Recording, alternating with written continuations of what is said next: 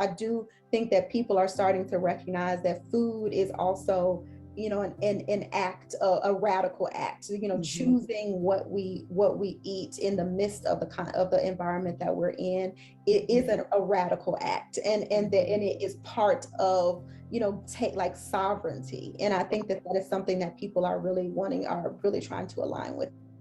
In 2022, the Conversations on Food Justice series continued to provide a forum for rich, thought-provoking conversations on the ways that food intersects with race, class, and equity. When we pray, when we read our scripture, and when we do our worship, that's about improving ourselves. When we feed others and help others, it's about changing society and seeing what effect our prayers and all of the knowledge we gained as people of faith, what effect it had. If we go to sleep at night and we haven't changed the world and made it a better place, we wasted a day. No problem. Get up tomorrow morning and do a better job.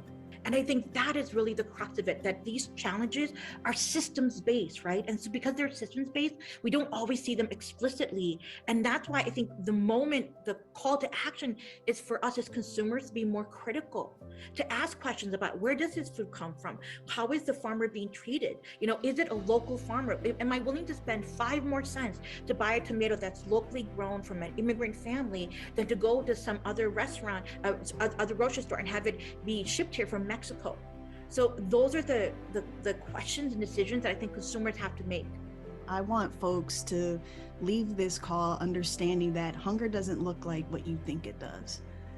And that framing that image of hunger, again, really limits us from seeing the full picture. So I would encourage folks on this call to really re-examine their assumptions and their picture around hunger and food insecurity. The other thing that I will say to advocates that don't often get seats at that table, build your own table. Build your own table and bring people into your table and have those conversations and start writing your own pieces of work. Harness the media. Do what you can to get the information out there, because the conversations that we often hear are that people that live in poverty are lazy and they want handouts, but it's the total opposite. People that are in poverty, 9 times out of 10 already work. They already have 1, 2, maybe 3 jobs. They're doing the best that they can. And at the same time, they have to know public policy. They have to know policy and be policy experts for survival. And that is the one piece that people miss. Thank you for being a part of our journey. We invite you to spread the word and share with your network the power of this series. We look forward to continuing the conversation with you in 2023. Hello, everyone. My name is Elliot Gaskin, Senior Vice President of Development at Share Our Strength. And on behalf of my terrific colleagues at Share Our Strength and our great partners at Food and Society at the Aspen Institute, welcome to our Conversation on Food Justice first program of 2023. For those of you returning, thanks for continuing to be a part of our family. And for those joining us for the first time, thanks for spending time with us today. At a moment in our culture that at times can seem so divisive, we are proud to bring you conversations that seek to lift up justice, are thought-provoking, and that bring together a diversity of opinions that we can all learn from. As you listen to this conversation today, I challenge you to think about your own communities, the accessibility of food in your neighborhoods, and consider the reasons why what should be a right, access to affordable and healthy food for all, is not evenly distributed in our country. I hope you also listen and be a part of some of the solutions, as we have a group of panelists who are doing exceptional work across the country. Quick reminder, as always, in the last 20 minutes of this conversation, we'll be doing a Q&A. So please feel free to put your questions in the chat throughout, and we'll get to as many of them as we can. You can also select closed captioning and Spanish language interpretation via the language button. Thanks to our great friends at Community Language Cooperative for partnering with us again today. Now I'd like to introduce our esteemed panelists. We'll put their full bios in the chat so you can learn more about them and their work.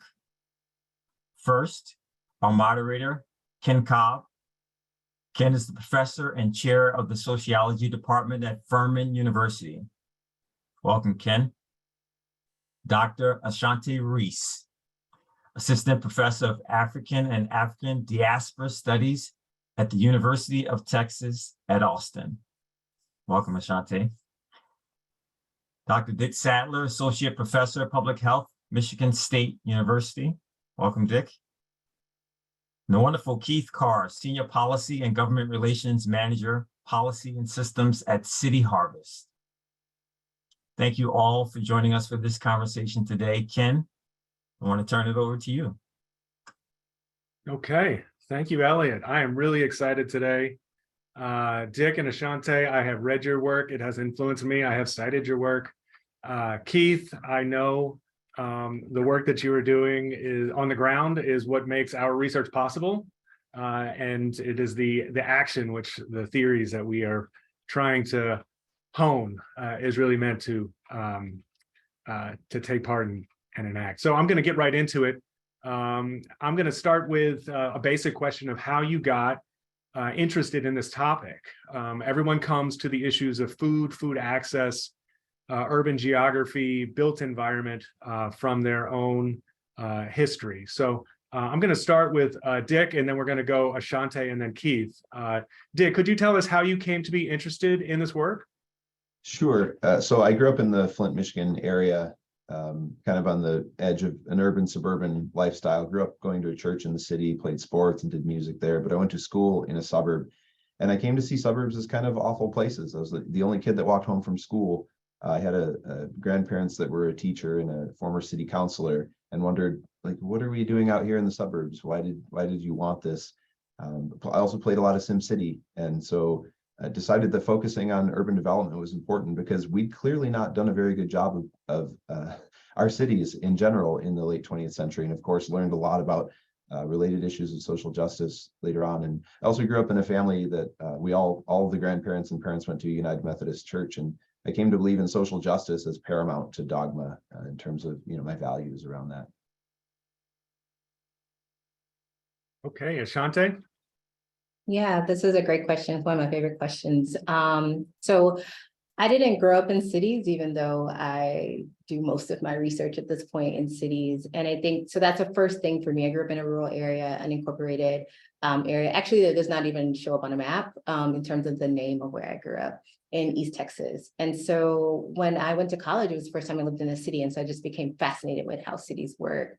And then I taught middle school in Atlanta, Georgia, and that's the direct connection to food for me. It was the first time I was teaching students who had type 2 diabetes, for example, at 12 years old, which is something I was very ignorant about at that time. And so when I decided to go to graduate school, I picked up some of the questions that they asked me, like, why does your neighborhood have this great grocery store and we barely have any? I didn't have answers to those questions to them when I was teaching. And so that's what I decided to research.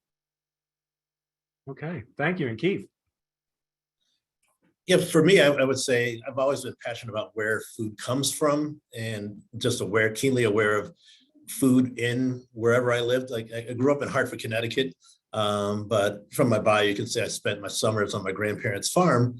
And I always wondered why. I mean, we were blessed to have the farm as a resource, but I always wondered why, like when we would go grocery shopping, my mom we would drive like 2 towns over to a good grocery store. And I realized that the one grocery store that was in walking distance, and it still exists today, and it's still in the same horrible condition it was 40 years ago, and that was the only outlet for the north end of Hartford. And so fast forward to how I got involved in this work here. A friend of mine, he's a state senator here, and my sister was his chief of staff. And they wanted to start a youth farm stand. And she said, oh, we can get Keith to run it. I was consulting at the time and actually consulting for him on economic development.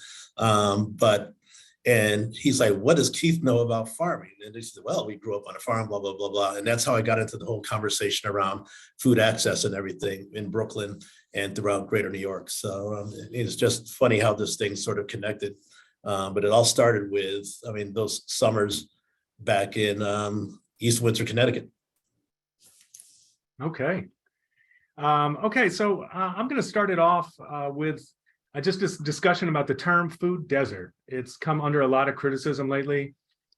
This obscure term that kind of was actually coined in Scotland in the 1990s, came over here and became the engine for a whole agenda for research. So I've tracked this over time. We, discussions about should we call them food swamps, food mirages, everything. And so I'd like to get everyone's sort of perspective on the term food desert, as well as other terms or concepts that you think can help reframe this debate. Let's start with Ashante, and then we'll go Keith and then Dick. Ashante?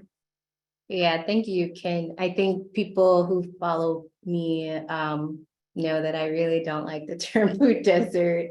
And it's partially because there's this question about precision of language for me, which is we talk about the way the term food desert is applied. You say it anywhere and people say, oh, no healthy food, fast foods, corner stores, no grocery stores. That's the kind of image that comes up.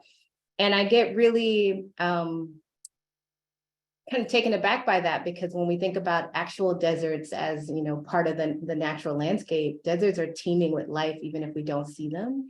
And so in some ways, the metaphor is interesting, right? Because the things that people see are actually the things that I'm less interested in. I'm more interested in, like, how are people actually getting their needs met, right? But those aren't the things that come to mind when people talk about food desert. So my students in my classes, I often tell students there's lots of options for us. Even if we just talk about food access inequality, that's a clunky phrase, but it's pretty precise for the kinds of things that I'm talking about in the classes that I'm teaching. And then some people often ask about food apartheid. And, I think rightfully so, some of my colleagues in rural areas have said food apartheid doesn't really work for us in rural areas. And being someone who grew up in a town where there were only 2 grocery stores, I was like, I actually get that, right? But food apartheid, in the ways that it helps us think about process and think about how food access or lack of access is actually tied to process and not just this kind of phenomena that happens, process and policy, I think it can be really useful. Okay, Keith? Yeah, I agree. I don't use the term food desert at all. But I mean, if you look at an urban area like Brooklyn, New York, like all of New York City, there's plenty of food here. No matter how poor you are, you're surrounded by food. But is that food healthy? Is that food, like consumable and will not give you diabetes or hypertension?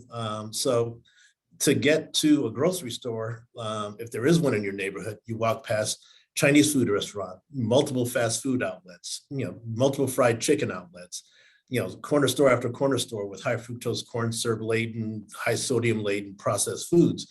So there's plenty of food here. But for people who want to eat healthy, this ties in sort of our role as a food bank in New York City. City Harvest is the largest food rescue organization, and we pride ourselves on really focusing on 60 to 70% of what we give to our food pantry partners is fresh fruits and vegetables. So at least those people who rely on emergency food have some access to some type of healthy foods. But so we really use the term more food swamp to describe the sort of the scenario that people see in urban areas. Like I said, I mean, there's the expression water everywhere, not a drop to drink.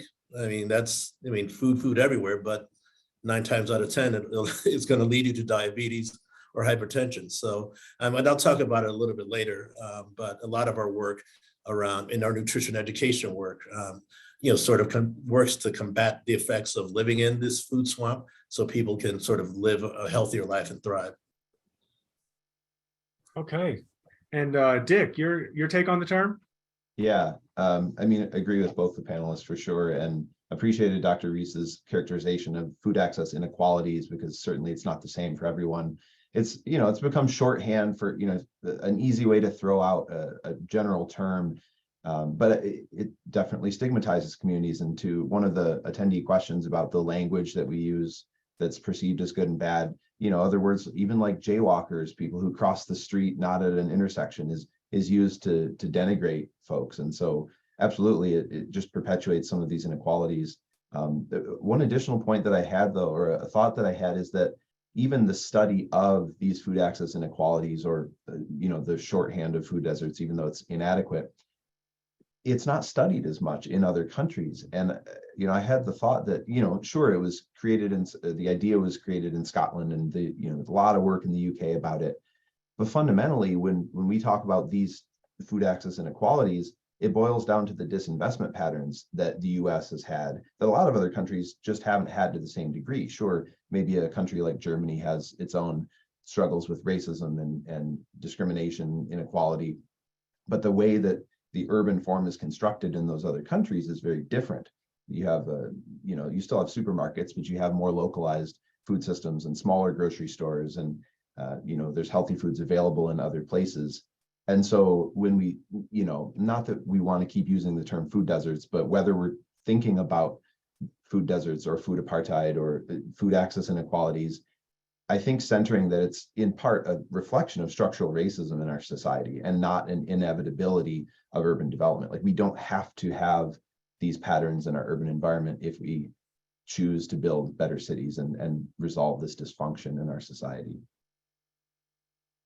And Ken, if I might just, yeah, just wanted to, Oh, sorry. one more thing about what Dick said. I mean, it also shows, like in the United States, a disconnection between agriculture in this country. I mean, most European countries, South American countries, the family farmer, the local farmer, is still an integral part of that food system. I mean, the grocery store has a relationship with them. I mean, the restaurants have a closer relationship with them than just more green markets in those areas. So I think it's also the disconnection between agriculture that makes for this sort of scarcity of healthy, fresh food.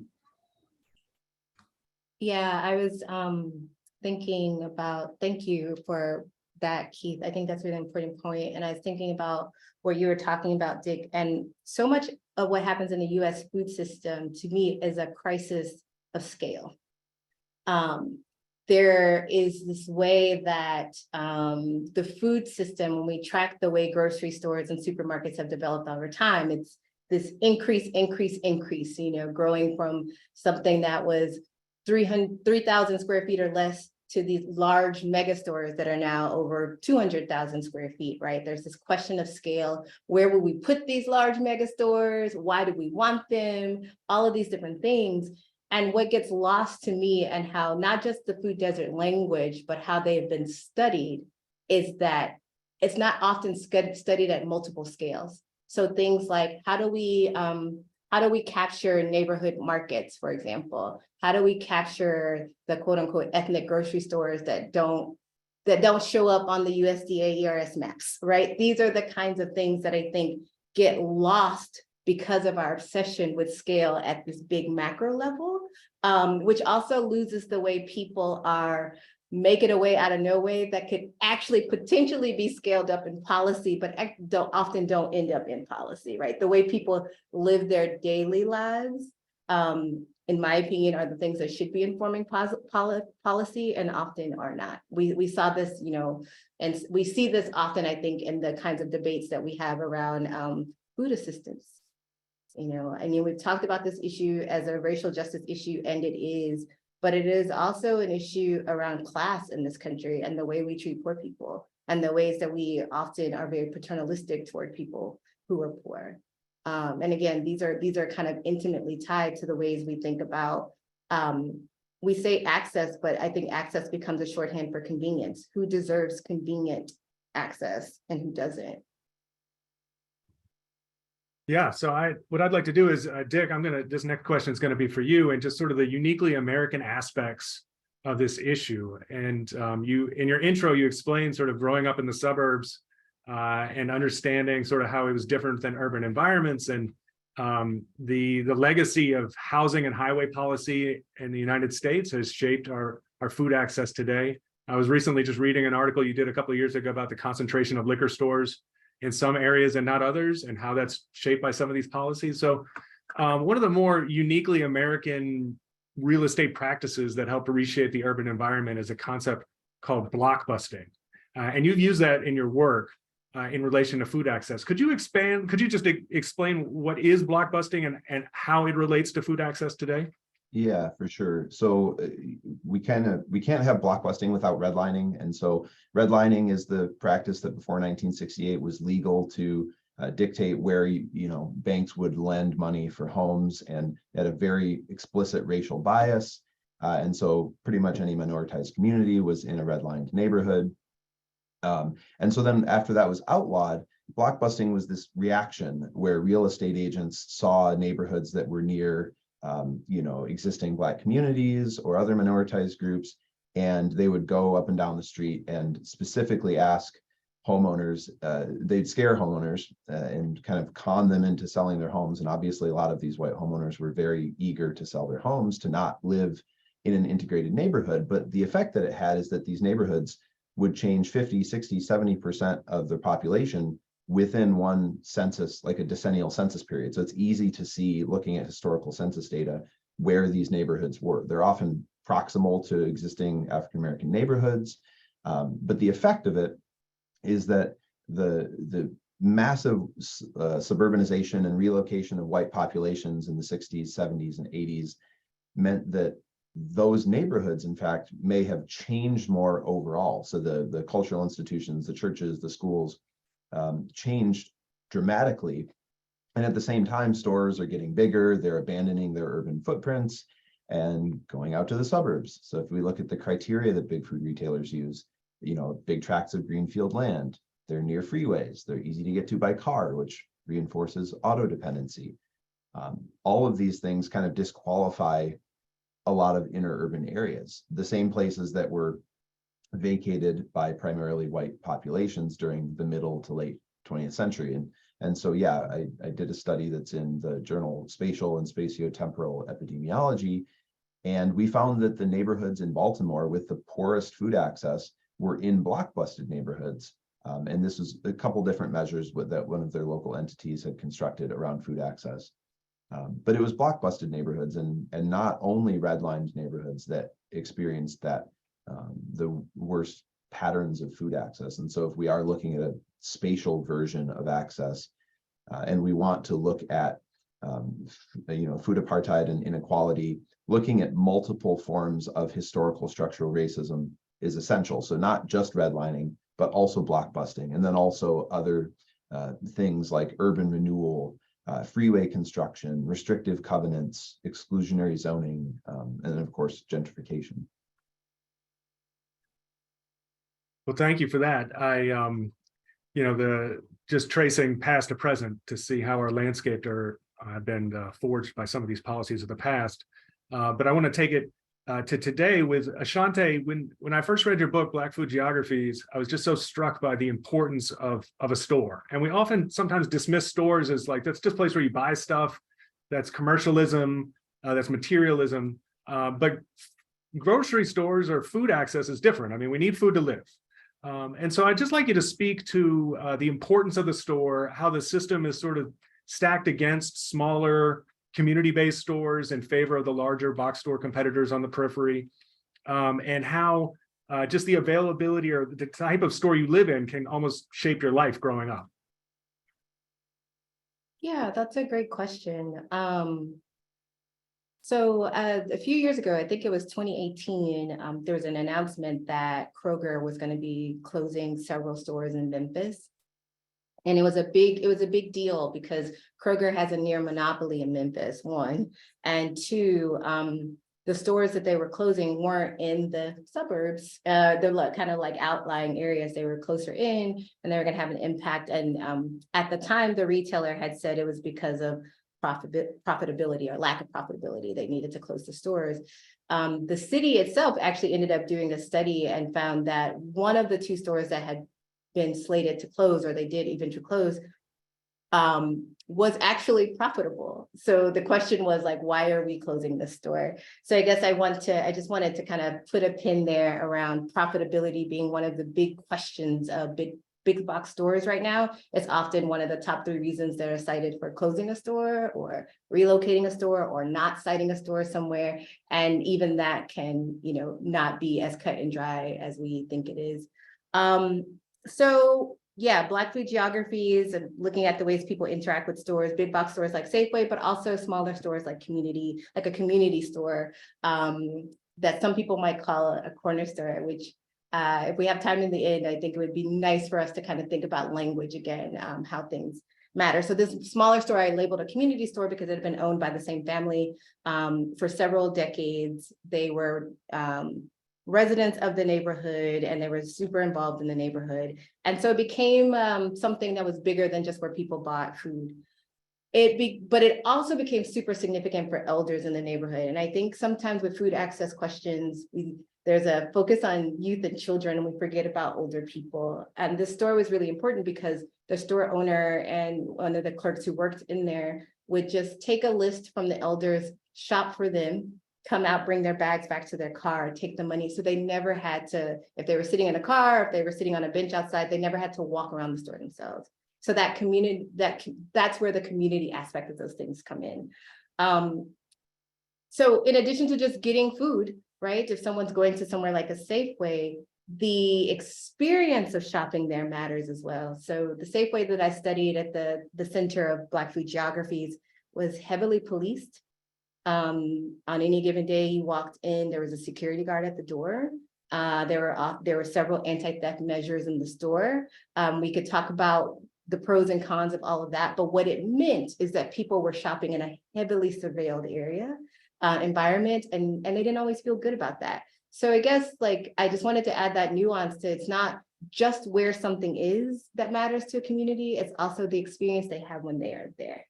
And whether or not their concerns are going to be heard, because often in this case in DC, at this store, community members did not feel their concerns were heard until there was a big expose about the quality of food at the Safeway. Okay, well, Ashante, I'm not going to let you go just yet. Keith, Yeah. I got a question for you in a second, but I really want to follow up on the terminology of corner stores. And Yes. I'd love to get your thoughts on that. Yeah, so when I was doing my initial field work in DC, there were several of what we would call corner stores in this neighborhood, and I was very curious about them. I wanted to know who was going there. I especially wanted to know what kids' experiences were like there, because lots of kids would go there after school.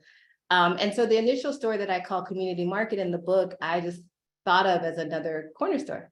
And by corner store, in my imagination, it was just small store, bars on the window, not a grocery store, go in, get quick snacks, whatever.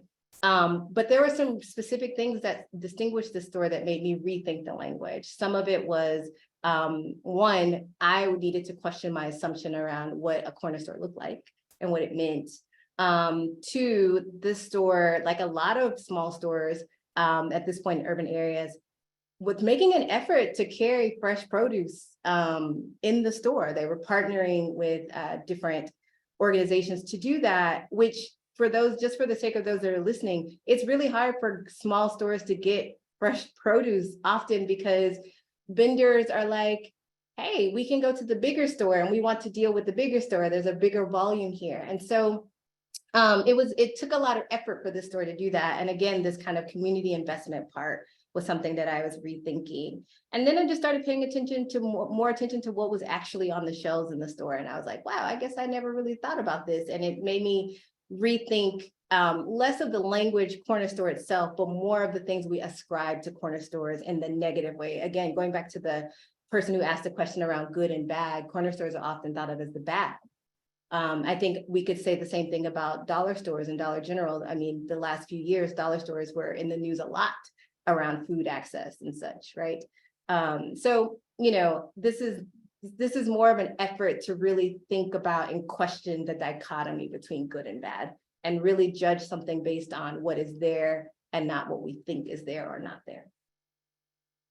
Yeah, I know. That's just reconceptualize it. What do these stores mean? How do they come to attach we attach these meanings to them? and they have consequences. I'm going to bring it to you, Keith. Keith, I'd like to learn a little bit more about City Harvest, and I'd like you to explain to us just kind of the scope of the services that you provide. I think most people, if you've signed on for this event, you're familiar with some of the things that you're doing, but if you could kind of give us an overview of the things that City Harvest is doing, but at the end, I'd like you to touch on the mobile market. I'd really like to learn a little bit more about that. Sure, sure. So like, as I mentioned, we're the city's largest food rescue organization, and we service a network of 400 soup kitchens and food pantries. And as I mentioned, our focus is really on bringing as much healthy produce, fruits and vegetables to them. But so besides the food delivery to our food pantry partners, we also have a nutrition education team, and we have a retail team that in the early days, we had a healthy neighborhoods program where we looked at specific neighborhoods around the city that had the highest prevalence of diet-related diseases, and with poor health outcomes, low access points to healthy food. And we did a lot of focused work on specific community districts to see if intentional investment into those communities, into the food landscape, would change things, change the health outcomes. And it did. The work was very successful. We worked with supermarkets, we worked with corner stores, bodegas, to get them to carry more fruits and vegetables, and worked with them on product placement and moving unhealthy things deeper into the aisle, and moving healthier things up to the front, and at point of sale, having fruits and vegetables at point of sale instead of unhealthy things. And a lot of the stores that we work with really fully adopted the change and saw that they actually, at first they were reluctant. They said, no, I'm making a lot more money selling this. Selling candy and everything else. I said, but your markup will be higher on fruits and vegetables. So we had a produce whisperer that would go with them and sort of help them change the stores.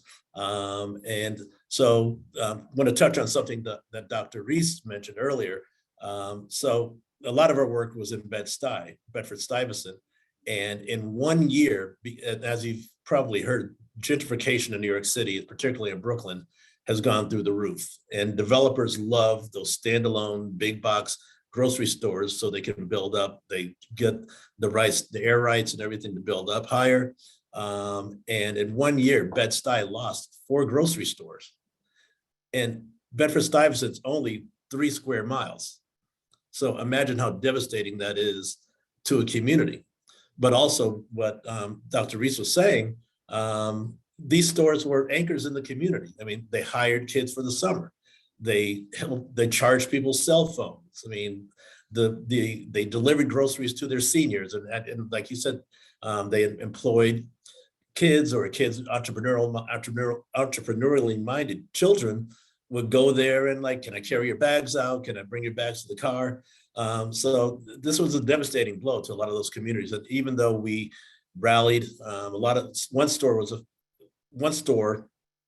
I hate to be too long, but one store is where not only I shop, but the state attorney general shopped, Hakeem Jeffries shopped, 2 assembly people shopped.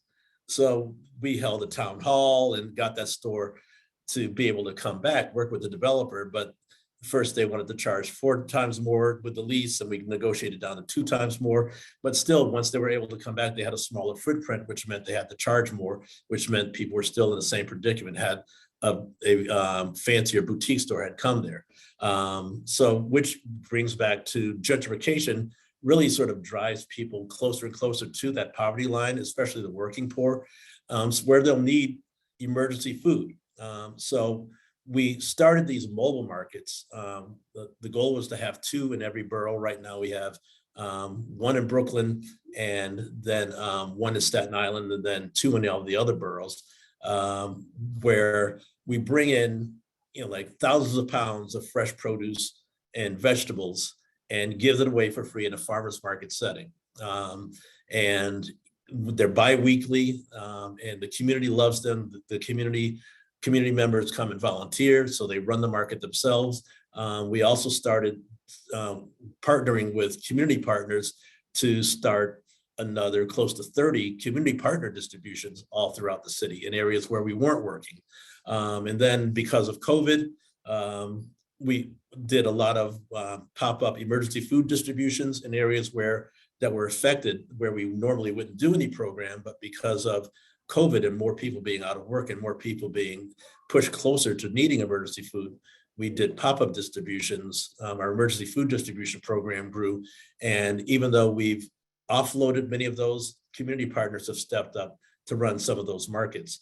And like I said, these are thousands and thousands of pounds of fresh produce going to these communities. But I always say that the effect of gentrification, there are those that if you aren't pushed out to move to another neighborhood, particularly those that live in public housing, you're trapped behind enemy lines. So the store that you used to go to no longer exists. The laundromat that you used to go to is now a luxury high rise. You don't have washer and dryer in your building. So now that's more and more of your budget now has to go towards either taking a cab to get the food, taking the bus to get to food. There's concerns about safety, traveling outside of your neighborhood or to a different part of your neighborhood to get food. So it really concentrates the effect of poverty when it comes to food access. And another thing, with the emergency SNAP allotments, I think you probably heard next month, early next month, the federal program that extended and increased SNAP allotments to families because of COVID, that's ending. So for a lot of families, that's going to mean going from an extra $250 a month in your food budget down to $90. If you're a single person or a senior, that may mean going down to $25. And a lot of these families aren't prepared for it. They may have been new to SNAP. The federal government hasn't really done a good job of getting the word out that this end is coming. So we're definitely going to see an increase in the need for emergency food. So right now, City Harvest and other food banks are preparing for what's going to be sort of a tsunami effect once these benefits end. But we're lobbying and advocating with our elected officials at the state level and federal level to get something in place to extend it. Okay. Yeah, I mean, the process you're describing, this new gentrification is sort of, it dovetails into the discussion earlier, whereas when Dick is explaining the housing and highway policies that pave the way to the suburb and drain these city centers of people and purchasing power, retail died and withered, and now that money and those people are coming back and they're reinvesting in these areas, new urbanist, mixed use developments, retail on the bottom, people up top, but at price points that the neighborhood residents who've been sort of sheltering in place for decades, waiting for that reinvestment to occur. But it's reinvestment for whom? Is that new development going to benefit? Ashante, did you have something? Yeah, I actually wanted to. I know you're the moderator, but I wanted to, as Keith was talking, it occurred to me that sociologists in like the 70s and the 80s were predicting the death of cities. As and I wanted to hear a little bit from you around like the opposite impact that we're talking about, people returning, wealthier, often younger, whiter populations returning to cities. I'm wondering what your tribe, what sociologists are saying about this and how that relates to food retail. Well, I can't speak for all sociologists, but I will say that, we looked at the suburban experiment as like fertile ground to try new policies, to reshape, to kind of start fresh. But the lesson learned was that, we had built cities in this country in ways that were pretty effective. They were dense, they were walkable. You had access to resources. They also came with a bunch of problems, but to try and refashion the urban built environment of the past with these kind of new expectations of requirements. For example, we have new dense development, but we still expect everybody to have a car or two cars. We have new expectations in terms of square footage per person.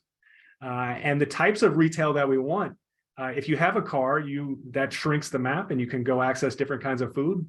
But the walkable stuff that you want, yoga studios, cafes, those are other types of goods and services that don't necessarily aren't essential, but some people really want them. And so they can demand high dollars. So we're trying to sort of this recreation of our urban past, but in this bizarre new way that caters to really only the people who can afford it. So I I don't know. I mean, sociologists are generally pessimists to begin with, so I don't really know what the future holds, but it does require a point of reflection on, we got a lot of our planning ideas wrong in the past, and we're trying to fix those mistakes, and they were decades in the making and may take decades to fix.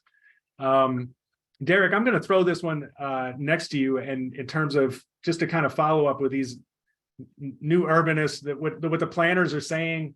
I know you had you have done a lot of research on the built environment, and so is there anything that you've come across in your own research about what we can do to foster renewed investment in neighborhoods that had been divested, but don't unintentionally displace the same people that we're trying to help? Yeah. Maybe a fundamental transformation in the way that we think about urban development and auto-based reliance in the US. Because like going back to the notion that in other countries, food systems look different, urban form looks different. But so, I mean, urban systems are connected to their food systems, but you can also catch a train to a small village in a lot of other places, or even a bus. And around here, our public transportation systems in Michigan are awful, and you basically have to own a car. And so when we think of urban redevelopment and we think of, walkable urban spaces, they get gobbled up by the highest bidder because they are attractive and we don't build enough of them. And if we fundamentally change the way we thought about cities, we absolutely need to reduce our reliance on the automobile. It's not sustainable. Even if we all drove electric vehicles, that's not sustainable, at least in Michigan. I mean, look at our potholes here. It's ridiculous. We have way too many roads. We're way too spread out. And the socio-spatial segregation that results perpetuates this pathology in the American urban system and American society, where we're so massively unequal. And so we would need to, rethink the way that everything in American society works, from taxation to land use planning to urban redevelopment. Because without that more fundamental transformation, designing equitable urban developments will keep going to the highest bidder. I mean, there certainly are things we can do, but it's a lot more difficult to replicate that, like design it for scale across urban regions, when we're only building so much new housing, and most of that new housing winds up, going to upper income groups. So I guess that's the I wouldn't call it pessimistic urban geographer, but the hyper realistic urban geographer perspective here. But I'm certainly looking forward to what Dr. Reese and Mr. Carr have to say about the other ideas around this, because for me, I just keep thinking like massive fundamental shifts in society are required to really take care of these inequalities. Well, Okay. I'm sorry, can I respond to Dick? Yes. Yeah, because I'm not a real geographer, but I think I'm a play geographer. I'm not any more optimistic than you are on this point. But where I am optimistic, I think, is, so I think about what Ruth Wilson Gilmore says all the time, which is capitalism's job is to save capitalism. And if capitalism's job is to save capitalism, and we keep thinking about our big box stores at the center of our food system, then our imaginations are already too constrained. And so I think I agree a lot with what you're saying, Dick. I love when people ask me questions about solutions, and in my head, I'm like, we change everything.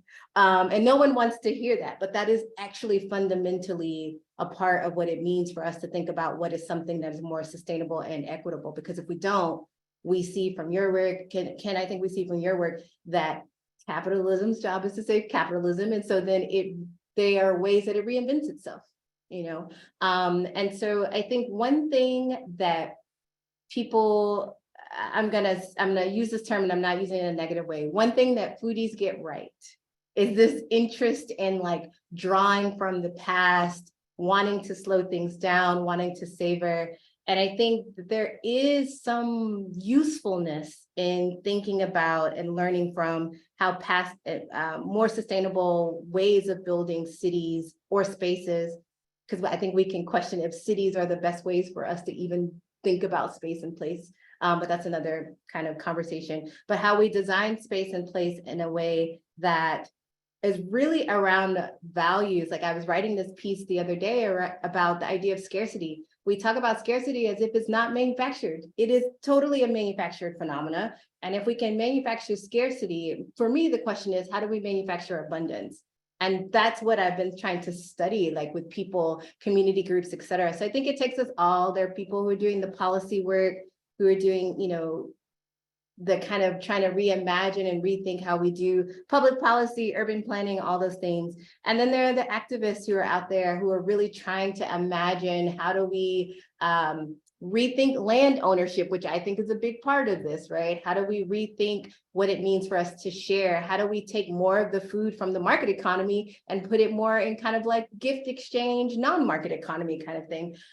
So I guess those are a lot of the ways I think about this these days are less about policy and more around like, what are people doing kind of outside of the eye of policy, and how do we grow more of that? Okay. Well, we've got some awesome questions coming in the chat. And so I want to make sure that we sort of expand the net and make sure everyone gets to hear issues that are important to them. Of course, we're going to have a question related to COVID. And so the question is, how have work from home policies or the work from home movement, how will that affect urban centers and food access? If you think of most American cities were built around work, and we had this coupling of you had to live where you worked. And now we're slowly starting to decouple that. Now, that has different implications for people in different class strata, but it's a trend. So I'd like to open the floor up if anyone has any thoughts about how the work from home movement may affect food access debates or solutions moving forward. Well, I guess in the very beginning of the pandemic, we saw, the immediate effect was that the supply chain couldn't keep up. More people working from home means that more people are cooking for themselves and cooking at home. I talked to a few store owners, and literally the truck would unload, they'd stock the shelves, and because of the shortage of the tractor trailer drivers, et cetera, there weren't enough trucks to keep bringing food to the large box stores. So we saw empty shelves, and then obviously people were hoarding. But for the population that we serve, it's to cook more meals at home costs a lot more money, and which is why the need for emergency food, peaked in 2020. We rescued and delivered. We were forecasted to rescue and deliver 68 million pounds. And over the course of 2020, we rescued and delivered close to 250 million pounds of fruit and produce, which was, I don't know how we did it. We didn't add any more trucks. We didn't add any more employees. And half of us were working at home, and operations staff were working in the warehouse, but we got it done. But it really shows that, that especially when the schools closed, the need for people to have more subsidies. We're happy that the federal government stepped in with pandemic EBT, as well as giving free meals, using schools as distribution centers as free meals. So your child and yourself could go there and pick up food, even though the school was closed. But the need for emergency food just really skyrocketed. And it just really shows the need for the community to be more involved in where their food comes from and how it's prepared, et cetera, and for people to be more sovereign when it comes to their food decisions. A lot of the policies that we're working on outside of hunger policy is really around urban agriculture, boosting urban agriculture so people have more agency as to where the food comes from, increasing urban ag tech so it creates jobs for people that are the demographic that we serve, as well as the creation of more worker-owned food co-ops.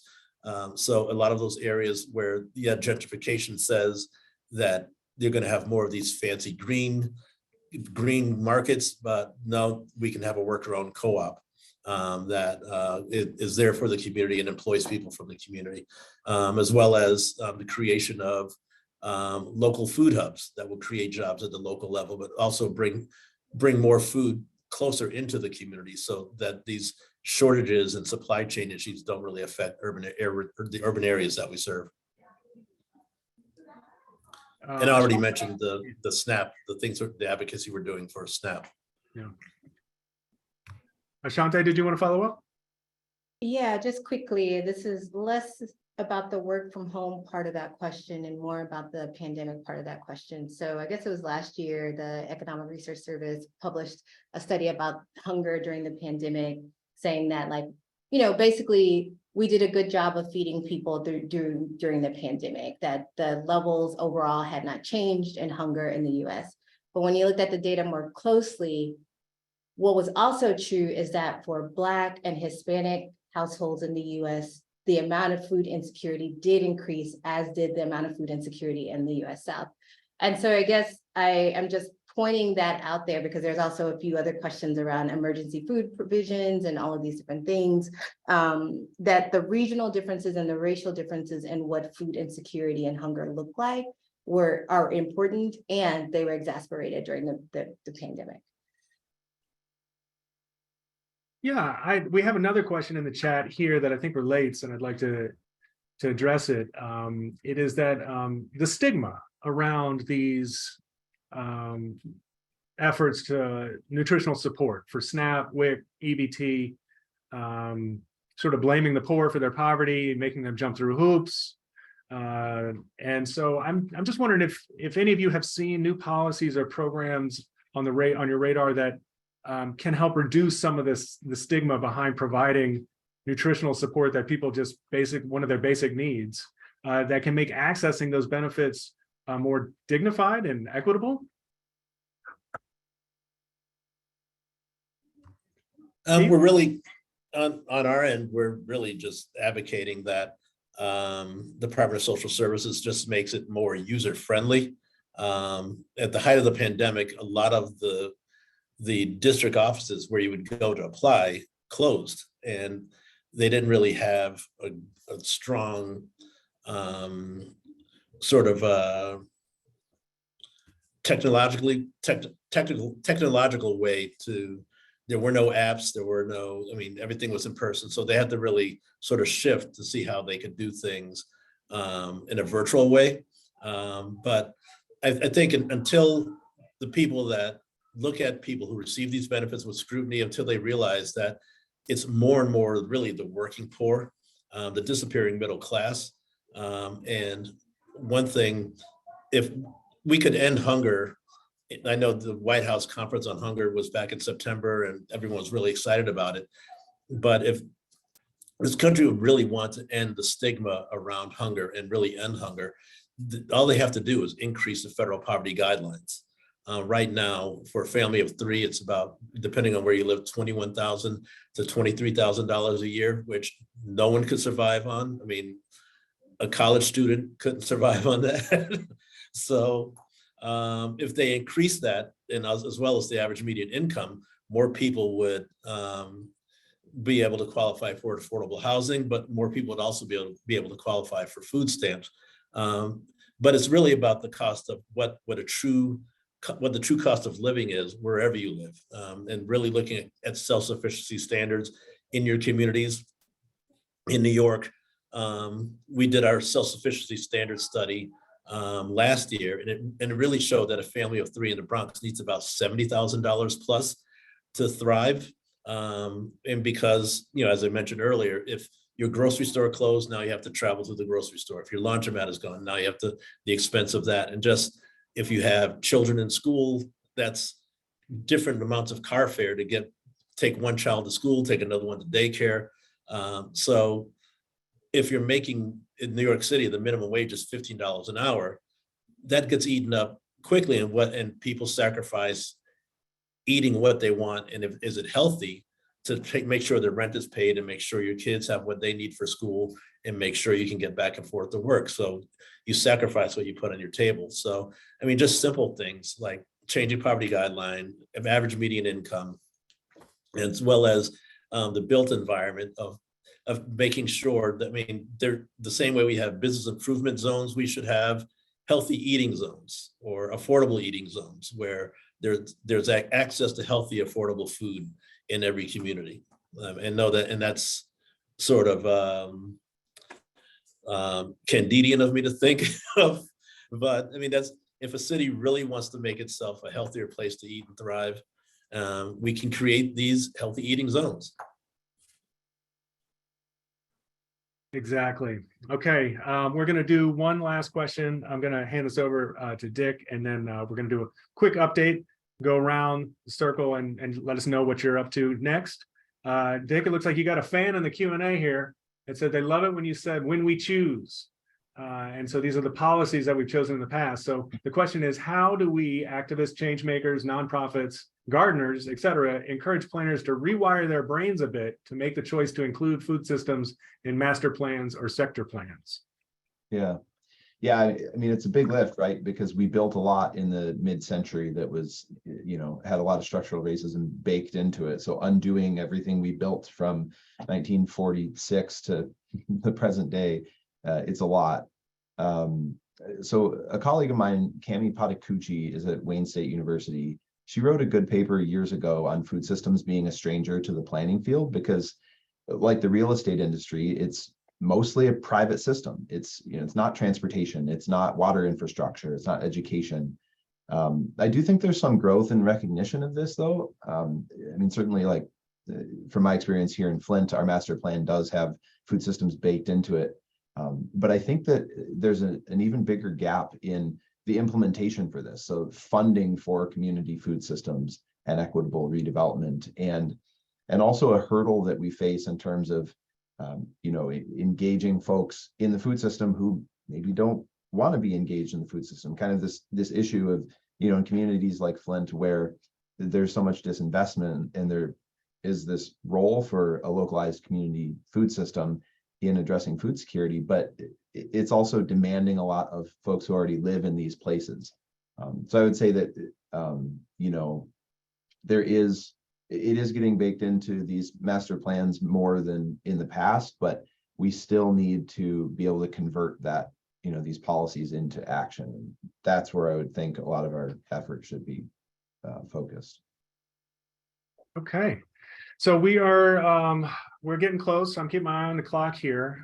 We're just going to kind of go around the horn and just give everybody a chance to provide a quick update on what you're up to, what's next on your agenda, things that you're working on, new things that you see on the horizon.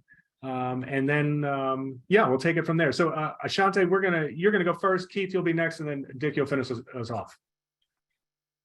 Okay. Thanks again, Ken, for corralling us and keeping us moving. I really appreciate it. So what am I working on? Someone asked in the Q&A about the pieces I mentioned on scarcity and abundance. It'll run today or tomorrow on MLK 50, which is a local journalism organization in Memphis. So you can Google it, it'll come up at some point.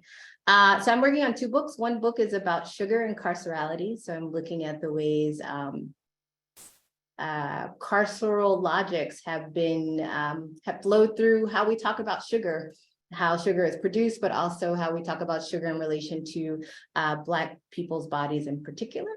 And then I'm also working on a second book about gathering, which is kind of loosely built on the premise: in the face of racial violence, Black people have always gathered, and food is often at the center of that. And so what does that look like? So those are the 2 big projects I have going on right now. Okay, and Keith? Yeah, on my end, like I said, really a lot of advocacy around this emergency SNAP allotment that's going to end, as well as through our coalition work, food co-ops, urban agriculture, so people have more sovereignty where their food comes from, and then also with our New York State budget, just really advocating for more funding for fantastic programs like there's a program called Nourish New York that connects New York State farmers to downstate or to food banks all across the entire state. And this came as a result of, at the height of the pandemic, farmers were tilling their produce over because because restaurants were closed, they lost their main customer base. So we saw the images of farmers pouring milk down this gutter and food being tilled over. So Nourish helped save a lot of farms upstate, and it was really a benefit to the local food banks. So just advocate for more healthier options. Okay, and Dick, why don't you finish this out? Sure. Yeah. So Flint, I've mentioned, is my hometown. A lot of my research is here. And so in general, my work is rewarding, but I'm particularly excited. Michigan's legislature turned for the first time in more than 20 years, and I think to a more pro-urban and pro-social justice tack. So I'm excited about the opportunity to convert more of my research into practice. I also just submitted 2 big research grants to the NIH. They're called RO1s. Aimed at studying this idea of structural racism in the built environment. I've been abbreviating it Strasse, like the German word for street, so STRABE. The one on the context of unequal aging in the context of living in these places, and the other looking at cross-city comparisons of health and economic development outcomes based on how much structural racism in the built environment has occurred in different neighborhoods in different cities across the US. So I'm really hoping this work can add meaningfully to the research base on this important topic. Okay. Well, thank you all. I mean, I've followed you all, and I read your work a lot in the prep for this, but I learned a lot. And so this was really fascinating. I mean, the stuff that y'all are open to, it's just, there's so much knowledge, and it just gives me hope. So the pessimistic sociology in me has been lifted up a little bit. So thank you. I am now going to hand this off to Corby Coomer, the Executive Director for the Food and Society Program at the Aspen Institute. Hello. What a great conversation today. And we've never had more attendance and never had more Q&A. So thank you, Ken. Thank you, all of our panelists, Dick Sadler, Ashanti Reese, and Keith Carr, for a really terrific conversation. It will be videoed and online and available, and our very large audience will be even increased once it's available, which will be as of next week. Lots of appreciation to our interpreter, Elizabeth Lara of Community Language Cooperative, and all thanks to our partners in Conversations on Food Justice at Share Our Strength, No Kid Hungry. You heard from Elliot Gaskins at the beginning, but you didn't hear from Julie McNulty, who does the most incredible conceiving research, fantastic prep for everybody, and they're a joy to work with.